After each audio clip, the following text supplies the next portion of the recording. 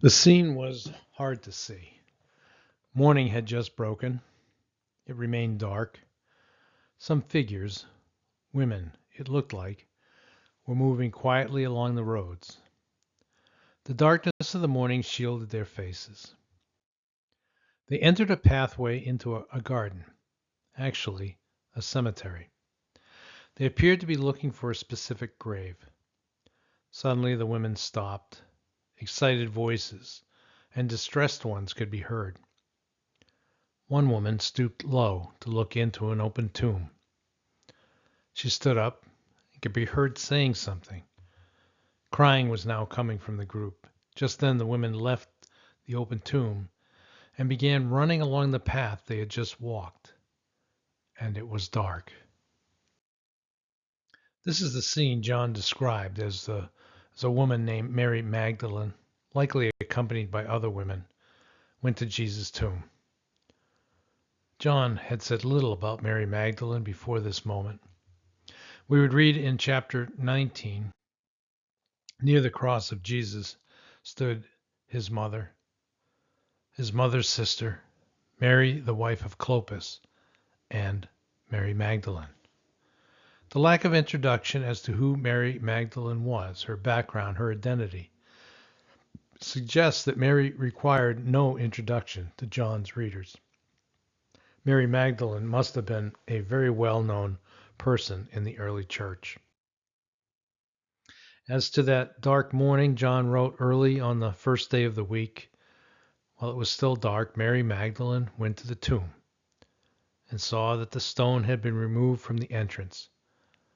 So she came running to Simon Peter and the other disciple, the one Jesus loved, and said, "They've taken the Lord out of the tomb, and we don't know where they have put him."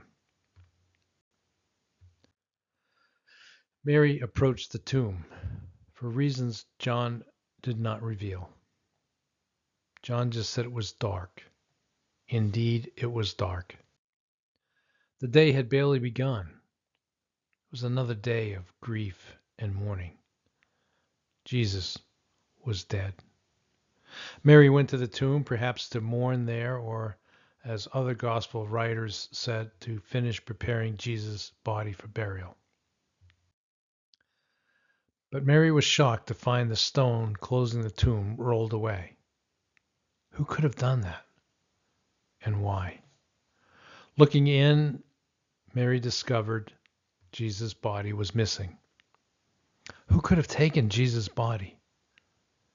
Perhaps the owner of the garden had Jesus' body removed. Or worse yet, someone involved in witchcraft removed the body. At that time, people involved in the occult believed that bodies from violent deaths had special powers. The rope and shavings from crucifixion nails were used by some in magical healings.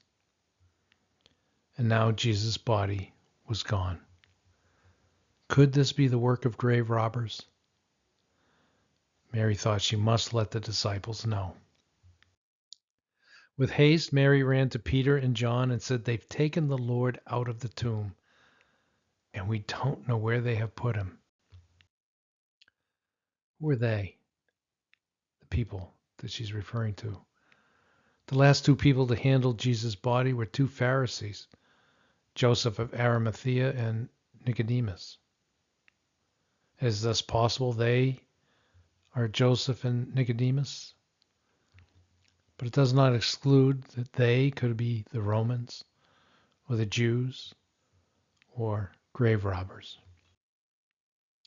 We don't know where they put him. Mary's use of the word "we" suggests that Mary was not alone at the tomb. And the phrase "put him" suggests Mary was looking for a body that could not move on its own, meaning Mary was sure Jesus was dead. The grief over Jesus' death had suddenly become darker with the unexpected discovery that Jesus' body was gone. The horror of Jesus' crucifixion had become worse, if that was even possible.